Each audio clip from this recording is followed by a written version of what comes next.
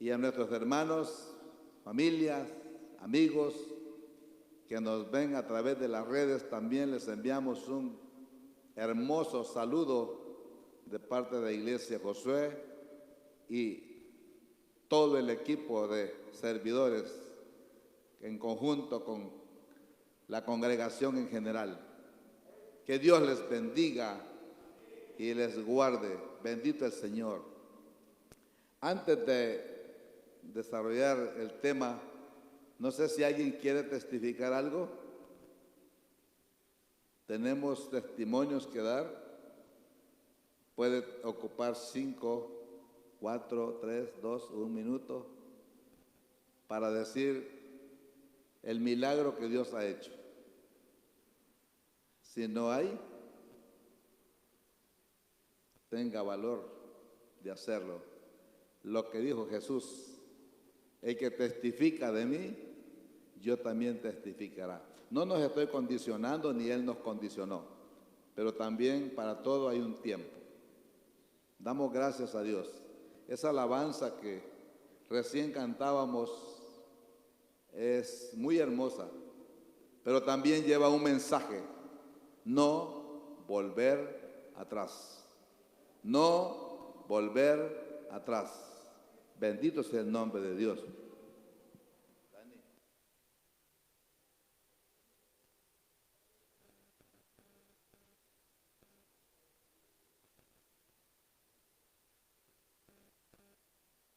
Perdón, hermanos. Bueno, vamos a ir a la palabra del Señor en el libro de Proverbios, capítulo 17, creo que es un versículo muy conocido y también tiene un mensaje especial en esta época que muchos están celebrando quizá actividades que más bien son satánicas, más bien son religiosas, más bien comerciales. Nosotros, si predicamos o mencionamos algo, no lo hacemos con la doble intención de perjudicar u ofender a nadie. Pero Jesús utilizaba los temas. Era la época de la Pascua, pues también lo usó. Era la época de las fiestas de los tabernáculos, también lo usó. Y muchas veces cuando Él estaba ya cerca de su hora, Él estaba también preparando a su pueblo, a sus discípulos. Y no en vano les lavó los pies. No en vano también habló del Espíritu Santo. No en vano también, cuando Él ya estaba a punto de acercándose más, habló de la vid verdadera. Y luego también hizo un enfoque especial para todos aquellos seguidores que pudiesen continuar con su obra. Dice en este momento Proverbios 17, bendito el nombre del Señor, bendito el nombre del Señor. Ayúdame, Señor, ayúdame, Padre. Dice así: en todo tiempo ama el amigo, y es como un hermano en tiempo de angustia.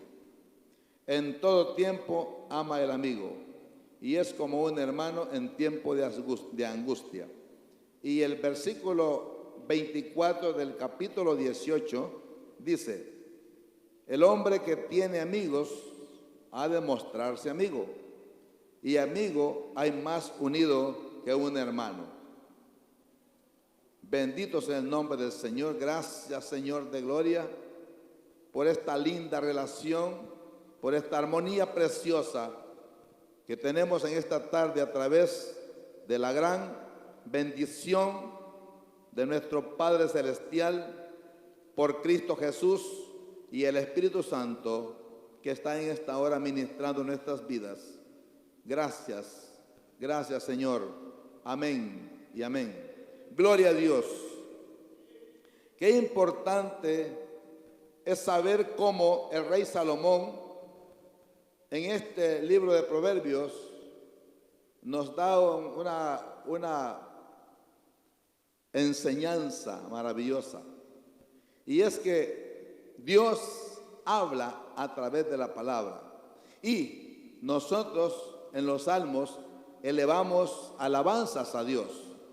Y en el libro de Proverbios es Dios quien nos habla a nosotros. Pero en el contexto de este pasaje estamos viendo que Salomón estaba como reconociendo que hay amigos y hay más amigos. Por lo tanto, el acercamiento que nosotros queremos hacer con las personas no es simplemente acercarnos para pedirle algo, no es simplemente acercarnos para poder tener una sociabilidad, mantener una situación como de cubrir nuestras necesidades, aunque lleva una parte también. Pero lo más importante es que el Espíritu Santo ponga en nosotros el anhelo, el deseo de poder mostrar mi testimonio y mantener una unidad con cierta persona con propósitos celestiales. Y vemos entonces que cómo lograr ser amigos de Dios. ¿Por qué es el tema este? Porque nosotros éramos enemigos de Dios. Estábamos hablando de lo que dice Efesios capítulo 2, que nosotros estábamos muertos en delitos y pecados. Éramos enemigos de Dios. Y luego el apóstol San Pablo en la segunda carta a los Corintios nos hace un llamado para que podamos reconciliarnos con Dios. Y Dios nos da a nosotros esa palabra para poder reconciliar a otros. ¿Y por qué reconciliar? Es que éramos enemigos de Dios. Y el que se constituye enemigo de Dios se constituye amigo del mundo. Y amigo del mundo le sirve al mundo. Por lo tanto, esta persona no está debidamente cercana a Dios. Entonces, ¿cómo vamos a lograr una amistad con Dios? Si no es a través del acercamiento a Él. Él siempre está cerca de nosotros. Estas fechas, hermanos, son bastante conmemorativas.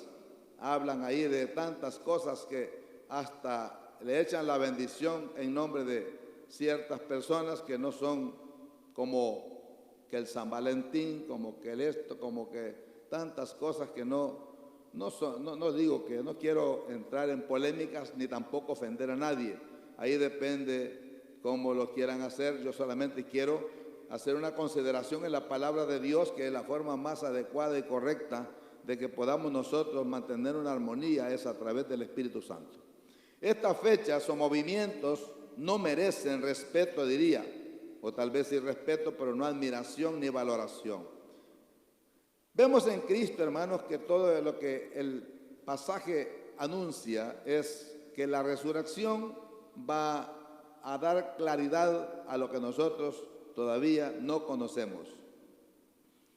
Abraham experimentó el desarrollo. Primero lo desarrolló como oyente. Fue llamado de Ur de los Caldeos sin saber a dónde iba. Escuchó la voz de Dios y atendió. No vamos a discutir que a medio camino tuvo ciertas dificultades. Todos tenemos dificultades cuando nos hacen el llamado para aceptar a Cristo. Siempre presentamos excusas y mil maneras de poder rechazar el mensaje divino. También cuando Dios le indicó que saliera de esa tierra y dejara su parentela, entonces luego fue creyente. Él creyó a Dios y le fue contado por justicia. Y dice Santiago que se constituyó amigo de Dios solamente por esa bendición. Posteriormente llegó a ser discípulo, un aprendiz, un oyente. Alcanzó la estatura también de siervo. Pero algo más maravilloso es que en todo esto tenemos citas bíblicas, pero también dice que por último fue llamado amigo de Dios. Bendito sea el nombre de Dios.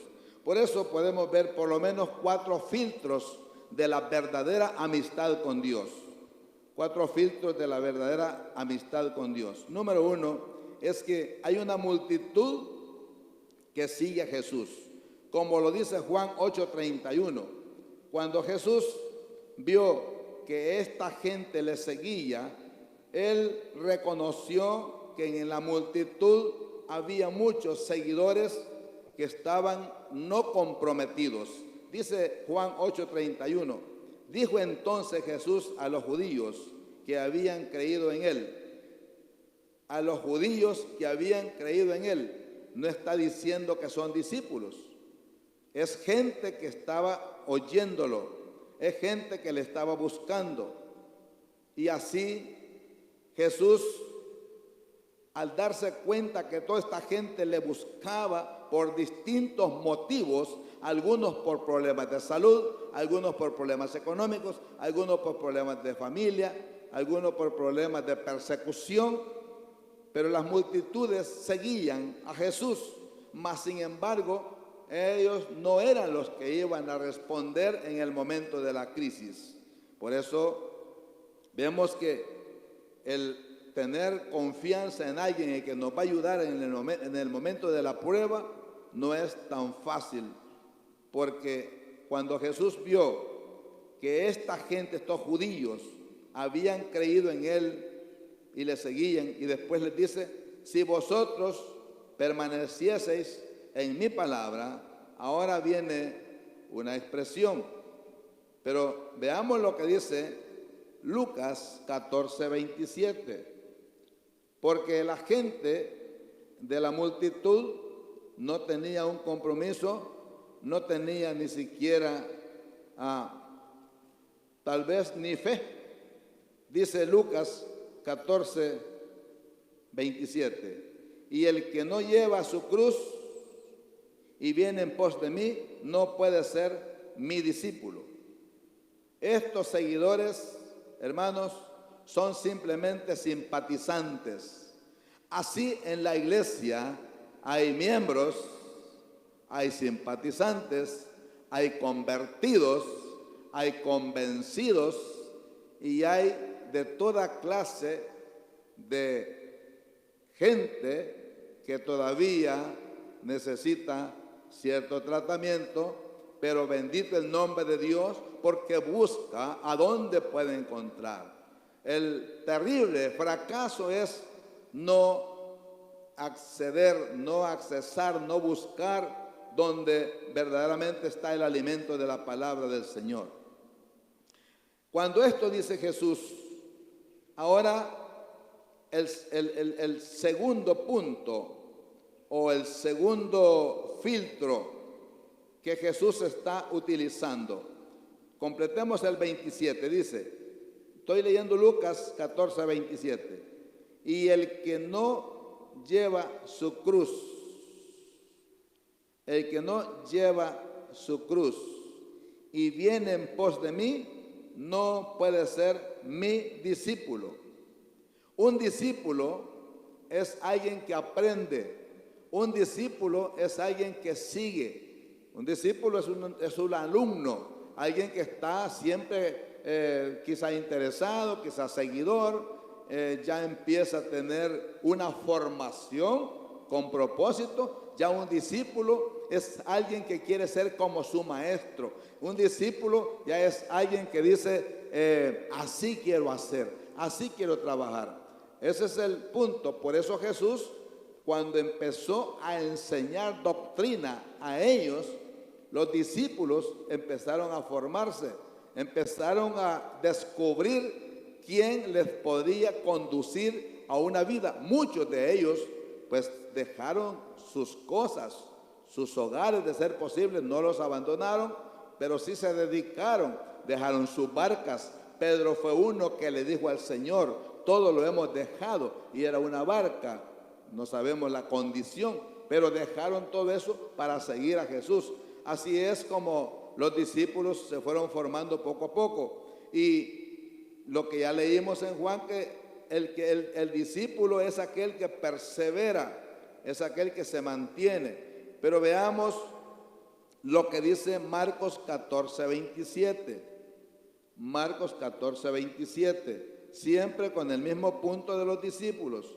¿Por qué hacemos énfasis en esto? Porque nosotros verdaderamente, si somos discípulos, estamos entonces siempre con la probabilidad de aprender, de lograr ser lo que Jesucristo quiere que seamos, que aprendamos de él. Veamos Marcos 14, 27. Aquí vamos a leer ese versículo que dice Marcos 14, 27. Entonces,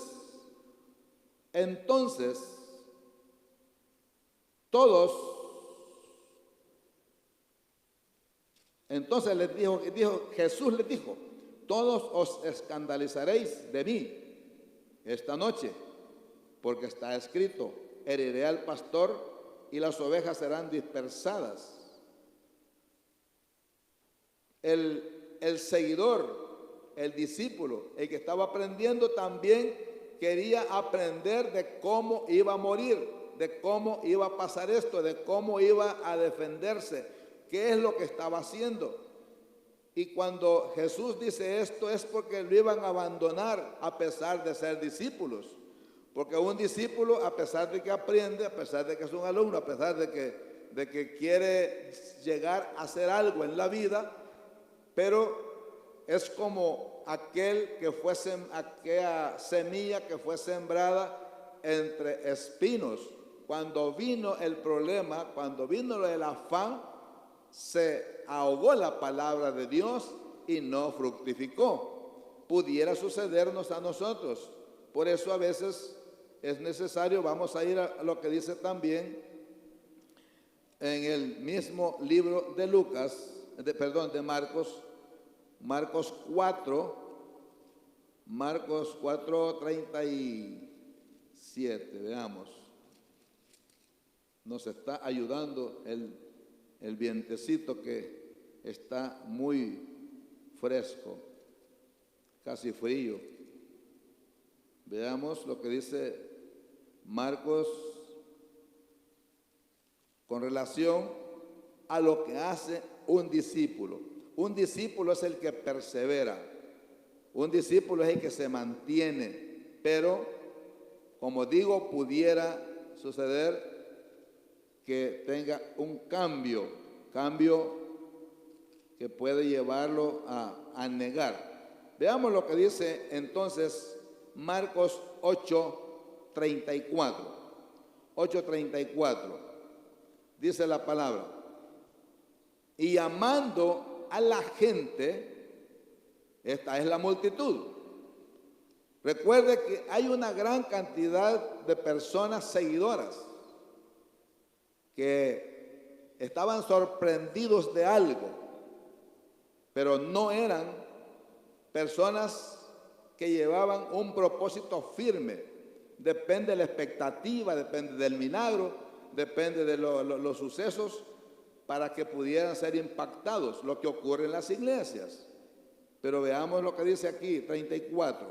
Y llamando a la gente y a sus discípulos, aquí dos categorías ya, les dijo, si alguno quiere venir en pos de mí, niéguese a sí mismo y tome su cruz y sígame. Tome su cruz y sígame. Significa que la cruz de Cristo es un símbolo de sufrimiento, como lo dice el apóstol Pedro en la primera carta de Pedro 2:21, un símbolo de sufrimiento. O sea que yo tengo que tomar mi propia responsabilidad, mi propia lucha. La salvación es individual. La salvación yo la puedo sostener en el sentido de Jesucristo me la sostiene, pero yo debo mantener mi compromiso, mi trato. Debo de, como dice la Biblia, que cuidemos la salvación. El apóstol Pablo lo dijo, con temor y temblor. Usted y yo debemos de cuidarlo, independientemente de lo que nos esté pasando, hermanos, porque estamos preocupados. Por ejemplo, yo cuando alguien me pregunta, me dice, ¿y cómo está? Les digo yo, a ver, como una broma, pero lleva verdad. Afligidos, porque Jesús dijo, en el mundo tendréis aflicción. O sea que sí hay aflicción, pero confiad, yo he vencido. Yo en este momento, mi hermana, que fue como mi madre, está bastante delicada, muy grave. Nunca había estado en una condición como la que en este momento está pasando. Problema cardíaco terrible. Y pues solamente el Señor puede ayudarnos. Pero esto no nos puede detener para predicar la palabra de Dios, para vivir un evangelio, para vivir la relación, la armonía con Cristo Jesús. Un discípulo no puede detenerse porque está esperando encontrar el final de la victoria, está esperando lo que viene, por eso es seguidor de Cristo.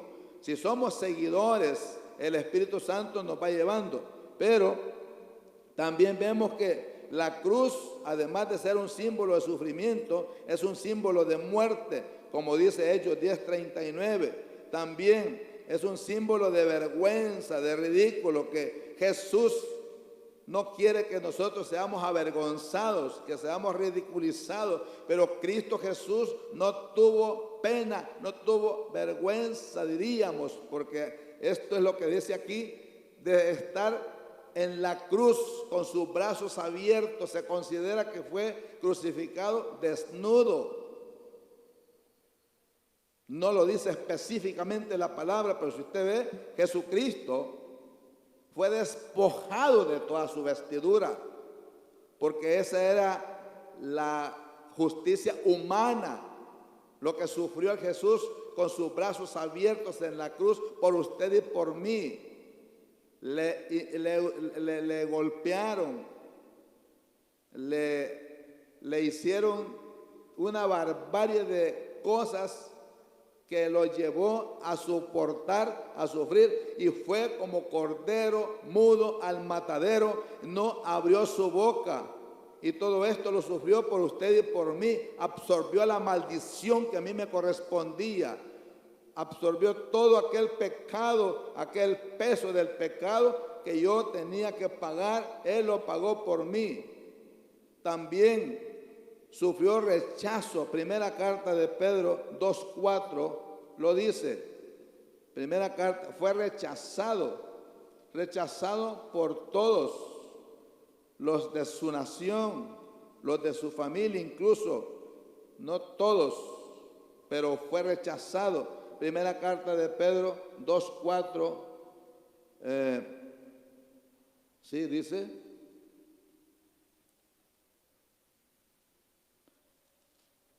aleluya Jesús,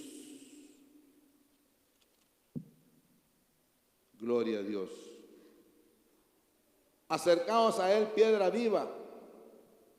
Yo me debo acercar a Él como discípulo. Debo de seguirlo, como Pedro lo seguía de cerca, como los demás discípulos. Aún Judas le seguía de cerca, con otro propósito. Pero en este momento leamos lo que dice primera carta de Pedro, capítulo 2, versículo 4, dice: acercándoos a Él, piedra viva. Él es la roca inconmovible, desechada ciertamente por los hombres, mas para Dios escogida y preciosa.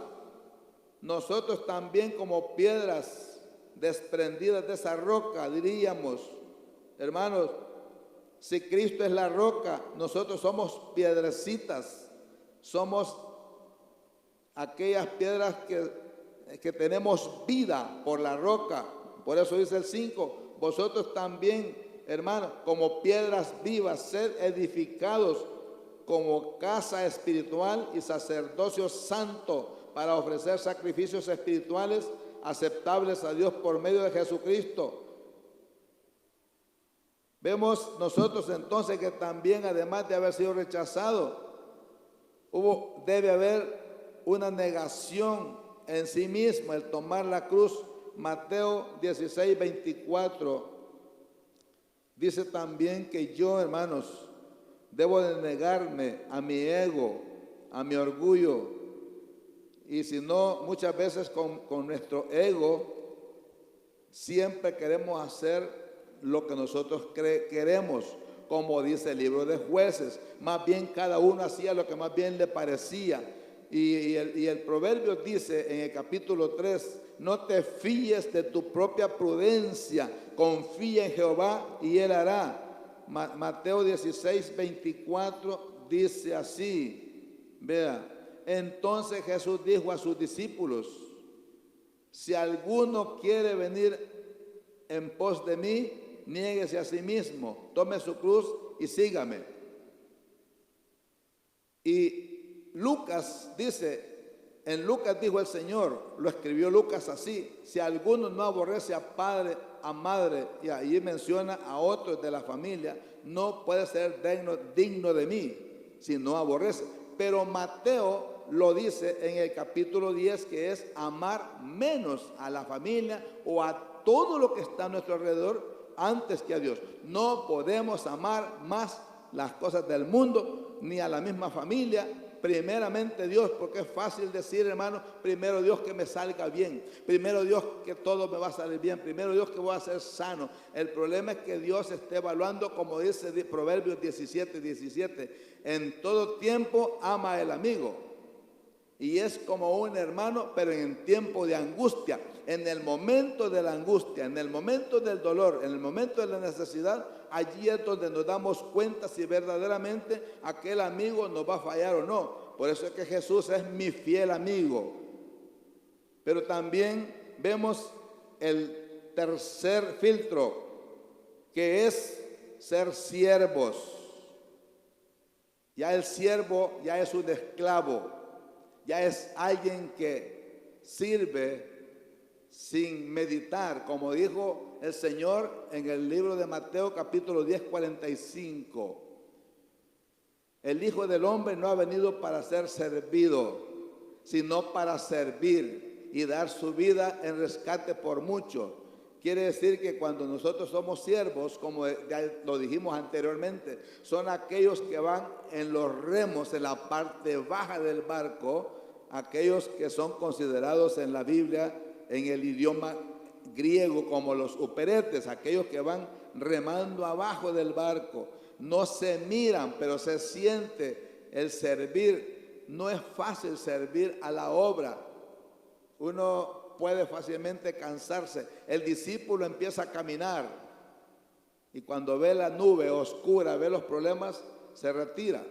Pero el siervo todavía es un poco más aguantador, porque no le servimos al hombre, no servimos a la iglesia. Si vamos a hablar de diezmos, de ofrendas, no lo damos para el hombre. Que si a mí me interesa que lo recibe el hombre y lo emplea en la obra, inclusive, gracias a Dios, porque así nosotros podemos tener las manos limpias y decir, podemos levantar las manos al cielo y decirle, gracias Padre, porque lo que recibimos lo utilizamos para tu obra, no para enriquecernos nosotros, es para la gloria y la honra de Dios. Y aquí es donde el siervo le sirve al Señor, se dedica a servirle, a dar su vida para Dios, como lo ve usted, Juan 15, 15, cuando Jesús empezó a expresarles a los discípulos, a prepararlos, cuando Él dice en el versículo 15 del Evangelio de Juan, vea cómo dice, ya no os llamaré siervos, porque el siervo no sabe lo que hace su Señor, pero os he llamado amigos. Vea, ya no llamaré siervos, porque el servidor debe hacerlo sin condición. Y el Señor dice en Juan 13, 16, el siervo no es mayor que su Señor. ¿Por qué dice esto? Porque, por ejemplo, un emperador, un rey, un grande, un amo, un patrón, alguien que es grande hablando terrenalmente, no está obligado a hacerle saber las cosas a los trabajadores, al siervo, al que sirve, al que está dedicado como un esclavo que tiene un amo. Por eso dice el Señor que el siervo no es mayor que su Señor. Y aquí, en este contexto, Jesús sabía que Judas también era un servidor. Judas fue llamado en el mismo tiempo de los discípulos.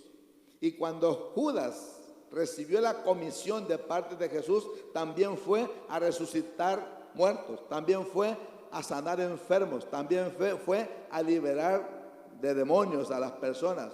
Pero Judas no le servía al Señor, Judas le servía a Satanás, porque sus intenciones eran malas. Vea lo que dice el capítulo 13, en el contexto de la Pascua. Dice: antes de la fiesta de la Pascua, sabiendo Jesús que su hora había llegado para que pasase de este mundo al Padre, como había amado a los suyos que estaban en el mundo. Estamos hablando de los discípulos. Los amó hasta el fin. Así nos ama a nosotros. Y dice: y cuando cenaban, como el diablo ya había puesto en el corazón de Judas Iscariote, hijo de Simón, que le entregase, dice el versículo 3, sabiendo Jesús que el Padre le había dado todas las cosas en las manos y que había salido de Dios, a Dios iba.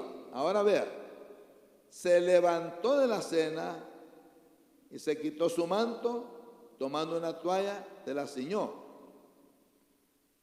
Y luego el versículo 11 dice: porque sabía quién le iba a entregar. Por eso dijo: no estáis limpios todos. Porque Judas andaba allí como servidor. Judas andaba ahí como el amigo.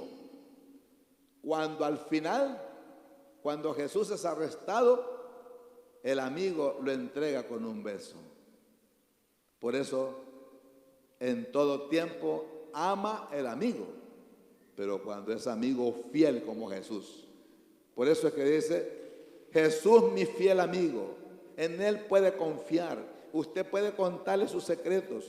Después de ser siervos, nosotros, cuando Jesús nos llama para que seamos sus amigos, es que quiere contarnos, nos muestra abiertamente todo lo que viene de aquí para allá. Usted y yo hemos recibido la revelación del Espíritu Santo, y hablando de la resurrección al final, en ese contexto, nosotros vamos a saber al final de dónde venimos, para dónde vamos y quiénes somos, porque Jesús todo lo revela cuando somos sus amigos. Por eso dice el versículo 15: ya no os llamaré siervos, les llamaré amigos. Esto es ser amigos de Dios. Capítulo 15, 13, 15, siempre de Juan. Capítulo 15, 13, 15 de Juan dice: nadie tiene mayor amor que este, que uno ponga su vida por sus amigos. ¿Cuál es el amor de Cristo para nosotros, hermanos? ¿Cómo es que Cristo nos ama? Cristo ha puesto su vida. Dice el apóstol Pablo: haya en vosotros este sentir que hubo en Cristo Jesús, el cual, siendo en forma de Dios, no escatimó ser igual a Dios como cosa que aferrarse, sino que tomando forma de siervo, se despojó a sí mismo, y estando en la condición de siervo, murió en la cruz, muerte de cruz. Vea lo que dice Filipenses capítulo 2, versículo 5. Filipenses 2, 5. Aquí tenemos un cuadro del amor de Dios para nosotros. No solo aquello que dice: de tal manera amó Dios al mundo, que ha dado a su único Hijo, para que todo aquel que en Él cree no se pierda. Esta es la constante para el mundo, para nosotros, si creemos en Él. Pero ahora dice el apóstol Pablo en Filipenses 2:5: Haya pues en vosotros este sentir que hubo también en Cristo Jesús. Ese sentir debe estar en usted, debe estar en mí. Así como Jesús nos ama, debemos amar. Así como Jesús sirve, debemos servir con compromiso, con lealtad, con fidelidad, con amor, porque Dios ha dado a su Hijo por nosotros. Y además dice, mire, el cual siendo en forma de Dios, no escatimó, siendo en forma, el mismo Dios encarnado, el ser igual a Dios como cosa que aferrarse, sino que se despojó a sí mismo, se vació por usted y por mí. Siempre Jesucristo ha sido Dios por naturaleza, igual al Padre, hermanos, desde antes de su venida, durante su ministerio en la tierra y después de su muerte y resurrección, sigue siendo Dios, sigue siendo el mismo, pero vino en la humanidad para salvarnos, vino para la humanidad para que viviésemos. Tenemos el privilegio, cuando dice la palabra de Dios, como cosa que aferrarse, significa que dejó todos sus privilegios, dejó su gloria, dejó el cielo, dejó el esplendor, dejó la grandeza, era rico, se hizo pobre y vino y murió por usted y por mí. Ese sentir es el que debe haber en nosotros, porque Jesús es nuestro amigo, nuestro fiel servidor, hermanos, y Él tiene la autoridad sobre nosotros. Por eso Él dijo, toda potestad me es dada en el cielo y en la tierra.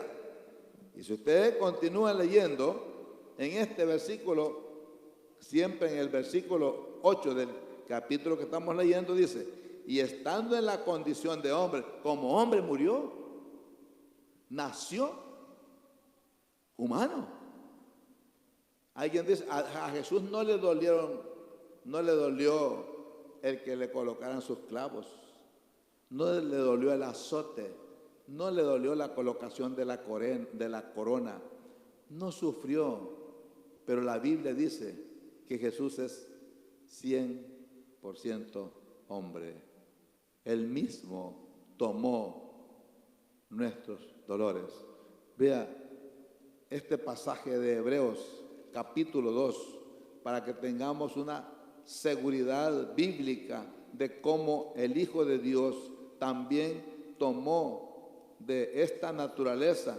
Y dice Hebreos 2:14, así que por cuanto los hijos participaron de carne y sangre, Él también participó de lo mismo, con su cuerpo, con su humanidad. Le dolían los golpes, hermanos, sufría. ¿Se enfermó Jesús?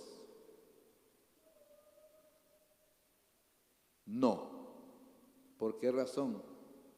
Porque no era engendrado de hombre, no tenía pecado, fue engendrado por obra del Espíritu Santo. Pero su humanidad, así como fue colocado en aquel vientre, era para manifestar Dios en ese niño, en ese ser, la humanidad que iba a servir como pago, como expiación, como sacrificio por usted y por mí. Ese es el amor de Cristo, ese es mi fiel amigo, ese es el que me consuela. Y dice siempre Hebreos 2:14, ¿para qué? Vea lo que dice también, participó de lo mismo para destruir por medio de la muerte de Cristo Jesús, más bien dicho, la muerte de Jesús fue lo que destruyó el poder satánico. Y ahora nosotros sabemos que la muerte tenía un imperio contra nosotros, pero esto es el diablo. Y dice, para librar, el versículo 15, y librar a todos los que por temor de la muerte estaban durante toda la vida sujetos a servidumbre. Este es mi fiel amigo, este es el que nos ha servido para salvarnos, para librarnos, para quitarnos la condenación. Ahora sabemos los secretos porque somos amigos de Dios, amigos de Jesús. Esta es la forma, el medio, cómo lograr ser amigos de Dios, es a través de, primero vamos como la multitud, luego vamos como discípulos, luego vamos como siervos. Si servimos, el que sirve aquí, allá estará mi servidor, dijo el Señor. Y lo mismo, ahora que nosotros somos amigos de Dios, que Jesús nos ha elegido, como dice el 16, no me elegisteis vosotros a mí, yo os elegí a vosotros. Tenemos un amigo fiel, tenemos un Cristo de victoria, un Cristo que dio su vida, un Cristo que nos puede ayudar. Ese es su fiel amigo.